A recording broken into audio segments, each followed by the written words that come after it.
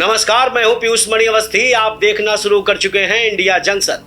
मायावती ने 59 पेज की एक बुकलेट क्या जारी की कि मानो इसी बुकलेट ने राजनीतिक भूचाल ला दिया हो। समाजवादी पार्टी हैरान है तो कांग्रेस पार्टी परेशान है।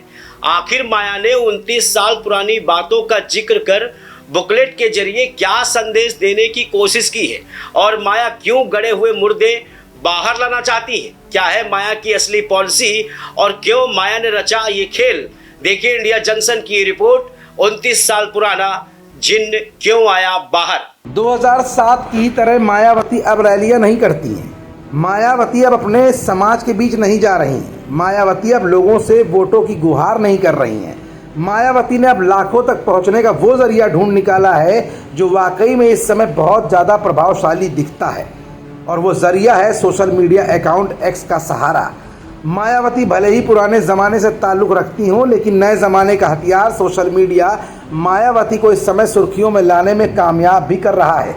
लेकिन मायावती ने बीते 29 साल की कहानी इसी सोशल मीडिया की ज़ुबानी आम जनता तक पहुंचाने के लिए क्यों सोशल मीडिया का ही एक हथियार चुना और क्यों मायावती ने पुराने जिन्न को बोतल से अब बाहर निकाला है। ये कुछ ऐसे सवाल हैं जो आम जनता से लेकर काडर वोटर्स तक सबको हैरान और परेशान कर रहे हैं, और इसी सवाल के जवाब आज की इस रिपोर्ट में हम आपको दिखाएंगे भी और बताएंगे भी। दरअसल बहुजन समाज पार्टी की राष्ट्रीय अध्यक्ष मायावती ने स्वलिखित बुकलेट में 29 साल पुराने मामले का जिक्र कर यूपी की मौजूदा सियासी स्थिति को अपनी ओर मोड़ने की कोशिश की है। साल 2019 में जब बसपा और समाजवादी पार्टी के बीच अलायंस हुआ था, तब भी ये कहा गया था कि मायावती पुरानी बातों को भुलाकर सियासत की नई राह पर आगे बढ़ गई हैं। हालांकि सपा संग अलायंस टूटने और अखिलेश यादव पर तीखे सियासी हमले करने के बीच मायावती की नई रणनीति ने सपा को हैरान और परेशान कर दिया है।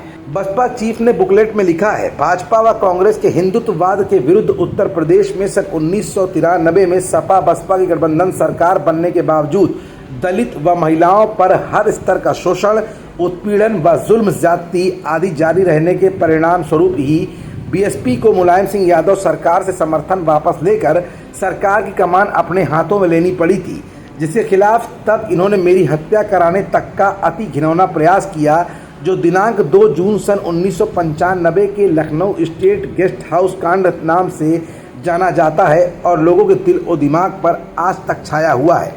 जानकारों का मानना है कि बसपा चीफ ने इस मामले को एक बार फिर उठाकर छिटकते हुए मतदाताओं को एक डोर में बांधने की कोशिश की है।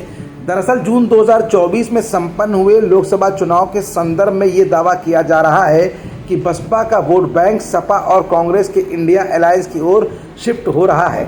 ऐसे में अपने वोट बैंक को फिर से सहेजने के लिए बसपा चीफ गेस्ट हाउस कांड की याद दिला रही हैं, ताकि मतदाताओं में ये संदेश जा सके कि सपा और कांग्रेस के साथ उनका भविष्य सुरक्षित नहीं है।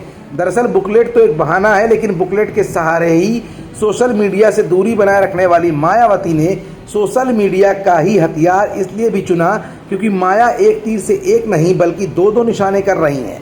जहां एक तरफ अपने वोटर्स को संगठित करने का प्रयास माया ने अब शुरू कर दिया है, तो वहीं दूसरी तरफ कांग्रेस और समाजवादी पार्टी से दूरी बनाए रखने का संदेश भी अपने कोर वोटर्स को दिया है। खबरों से जुड़े रहने के लिए सब्सक्राइब करें हमारा चैनल इंडिया जंक्शन।